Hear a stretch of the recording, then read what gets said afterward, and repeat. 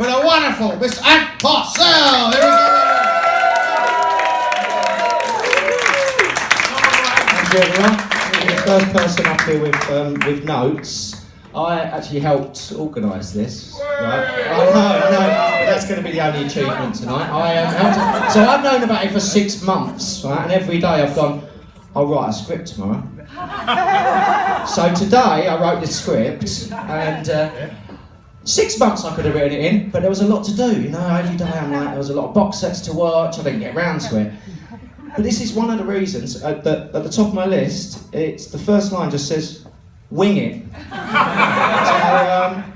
But it's one of the reasons I'm realistic about bucket lists. You know that people have got bucket lists? I'm like, I'll never get round to fuck all. So my bucket list, right, you know when people are on their deathbed, it's going to be depressing enough already, isn't it? I imagine on your deathbed, right? You don't want people around there going, oh, he never got to go to the Taj Mahal, did he? Looking at the I imagine it's a list. It's a proper list, is it? Written down one? I don't know. He never got to go to the Taj Mahal. Never got to swim with dolphins. Why the fuck's everyone want to swim with dolphins? I don't want to swim with a great big massive fish. Why would I want to do that? It's ridiculous. And I bet they don't want us swimming with them either. It's always like, they're like sitting there, swimming there, right? And they're going, oh, here we go. Another load of sick people come along, because they're always dying, aren't they? Last dying wish or whatever. I don't want to swim with dolphins. Mine's realistic, when I'm on my deathbed, people are going to go, are you really? When they're going to, yeah. My bucket list is going to say, learn to talk, drive a car. That's it. And I'm going to die a massive overachiever. Everyone's going to say, I've seen him talk. He's brilliant at talking. Most people can understand him. And he learned to drive when he was 43. So he did it he was quite a quick worker. But anyway, it's Christmas. I love Christmas, don't you? Yeah. And one of my responsibilities also of organising this was to make it look nice and Christmassy. So it's like the backdrop to a Christmas hostage video. Lovely, isn't it? I am looking forward to it this year. Last year was, I've got to be perfectly honest, it was shit. I got the shittest presents ever. As you get older, right, no one knows what to buy you. You get all worthy presents and that. This is what I got. I got a star named after me. I got a piece of paper that said I'd sponsored a donkey. And I got an acre and a moon. Basically, I got fuck all. I got 3 certificates with dubious legal credentials. But this year I feel it's like a lavish Christmas. I feel it's going to happen this year. It's going to be lavish presents. Because it's the age of austerity, isn't it? And we don't do what we're told. They tell us don't spend money, we spend money. We're going to spend all our money on Christmas jumpers and getting pissed. Because when British people are told what they're not supposed to do, you take the example of Brexit, general election and boating at Boatface. Every time you tell us not to do it, that's the way we're going. So I reckon it's lavish gift year. And the person who started the ball rolling, surprisingly, Donald Trump. He started the ball rolling with a lavish, if somewhat irresponsible gift of Jerusalem to Israel.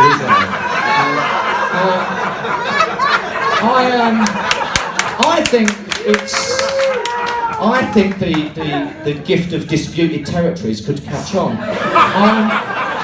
And I'm going to go for it myself. I'm going for it. Everyone, all my members of family, they're going to get Kashmir. My son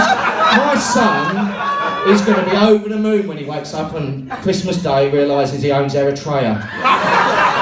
It's going to be fantastic. But what it is, what Donald Trump's done there, he's made a major mistake of like the equivalent of having 2 kids, isn't it? And you want to look like you're treating them both equally.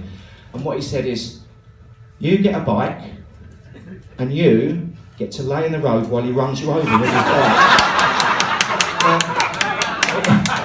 He hasn't quite got it right. His idea of diplomacy, when I think he probably turned up there with the right idea, I don't know.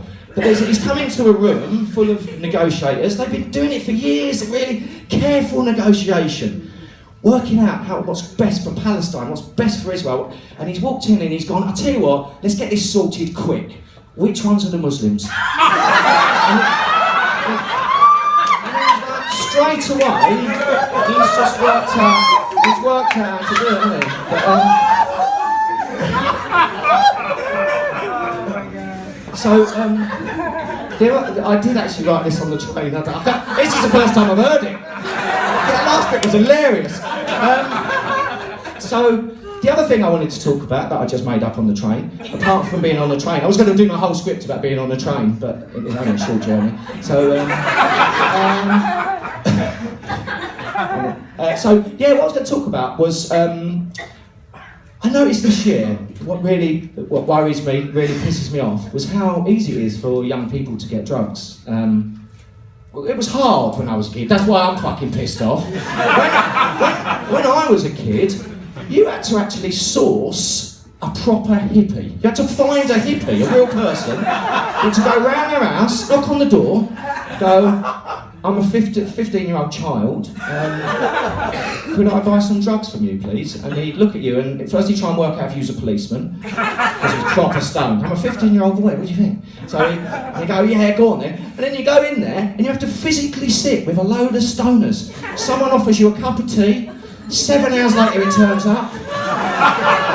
You smoked all your weed and you're late for school. And it was hard. Whereas now, apparently it's proper simple. I saw a programme, I don't know if anyone's heard of a, you might not have done, in which case, see ya. There's an investigator on TV called Stacey Dooley. Has anyone heard of her? Hey, we love Stacey Dooley. She's like a 12-year-old girl in a parka, and she wanders about investigating stuff. Very in depth, really in depth. So I saw it and started off like this. Coming up after the break, Stacey. We haven't even had a break yet. Coming up after the break, Stacey Dooley investigates how easy it is to get drugs. Cuts a clip of Stacey Dooley asking Little Hoodie on bike, "Do you sell drugs, Little Hoodie?" "Yes." "Now we go for a break." So we go for a break, right? And then after the break, it goes. Before the break, we saw Stacey Dooley ask a Little Hoodie on a bike, "Do you sell drugs?" Cut to the same clip of Stacey Dooley asking Kid on a bike, "Do you sell drugs?" "Yes." Stacey Dooley, see how easy it is to buy drugs. Coming up after the break, we're going to reassess what happened in the first break and after the next break. I don't know what's happening, I don't know which break I'm in between anymore. I'm between breaks 1, 2 and 3, but it doesn't, it's like the televisual equivalent of standing between two really big mirrors. All the mirrors are showing me is this one hoodie. This one hoodie is like a one-man crime wave, this one hoodie. After the break, you're going to see the same hoodie again. Before the break, you saw him before. And we showed you a clip of what he's going to look like when he come up after the break. But what I did gather from it, apparently, is that she said, you can buy drugs now, did you know this, right? You can buy drugs on Instagram or Snapchat using coded emojis. Apparently the emojis are codes, right? So this is what she said. She goes, this is after the 3rd break or 4th break, I can't remember. It's between the 6th and the 7th break anyway. It doesn't matter what break it was in between. But she said, these emojis, they mean certain things. So it does turn out that, you know, like if you text your nan and you go, all right, nan, hope you're all right, smiley face, thumbs up, cheeky wink, mobility scooter. What that actually means is, all right, nan, hope you're okay. Could you send a little 14-year-old hoodie round with a bag of weed and an ounce of MDMA, please? Cheeky wink, see you later. Right, that's great. Good night, thanks very much.